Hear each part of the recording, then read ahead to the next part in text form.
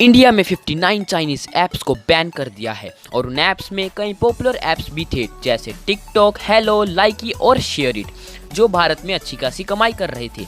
उनमें से एक टिकटॉक, जिसने 2018 से 19 के बीच 43 करोड़ रुपए कमाए और 2020 का उनका टारगेट था 100 करोड़ रुपए कमाने का। ये ऐप तो पैसा जरूर कमा रहे थे, लेकिन इंडियन यूजर का डेटा भी चोरी कर रहे थे, जो भारत की सुरक्षा के लिए खतरा बन सकता था।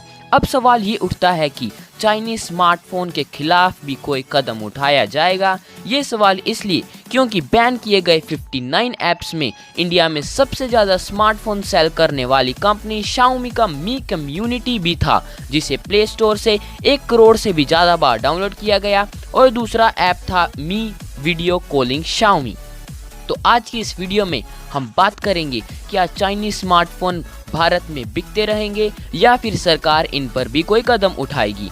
चलिए पहले जानते हैं कि चाइनीज स्मार्टफोन कंपनी इंडिया में करती क्या है। वो तो स्मार्टफोन बेचती हैं और पैसे कमाती है। इंडियन स्मार्टफोन मार्केट में इनकी कितनी हिस्सेदारी है? India smartphone market 2 lakh crore की है और 70% चाइनीज़ है, यानी कि हर 1000 मोबाइल्स में से 700 मोबाइल चाइनीज़ मोबाइल्स के हैं। फर्स्ट पे शाओमी 30%, सेकंड पे वीवो 17% और फिर सैमसंग, रियलमी और ओप्पो, वीवो, वन प्लस सब चाइनीज़ कंपनी बीबीके के हैं, और सिर्फ चाइनीज़ कंपनी शाओमी और बीबीके के 70% हिस्सा है, विच इज़ ह्यूज। तो क्या चाइनीज़ स्मार्टफोन जो इंडिया के घर घर में मौजूद है उन पर बैन लगाया जाएगा?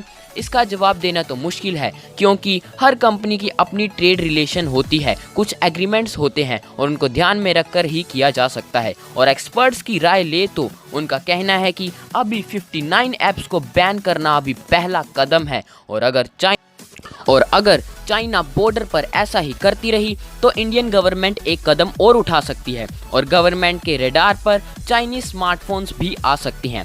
बैन हुए 59 ऐप्स की लिस्ट में शाओमी के 2 ऐप्स पर साइबर एक्सपर्ट्स का कहना है कि वैसे तो ये ऐप्स बैन हो गए हैं, लेकिन अगर कंपनी अपने स्मार्टफोन्स में इन ऐप्स को इनबिल्ट प्रोवाइड करती है तो सरकार कंपनी को कहेगी कि इन ऐप्स को हटा दे और जो प्री इंस्टॉल ऐप्स है वो डिलीट करे, जो 59 बैन ऐप्स में शामिल है, और उन्हें ब्लॉक करे या फिर उन्हें डिसेबल भी करे। लेकिन क्या ये बिकते रहेंगे, वो डिपेंड करता है इंडिया चाइना रिलेशन पे। तो आपकी चाइनीज स्मार्टफोन कंपनीज पर क्या राय है, कमेंट सेक्शन में ज़रूर बताइए और इस वीडियो को ज़्यादा से ज़्यादा लोगों में शेयर भी कीजिए।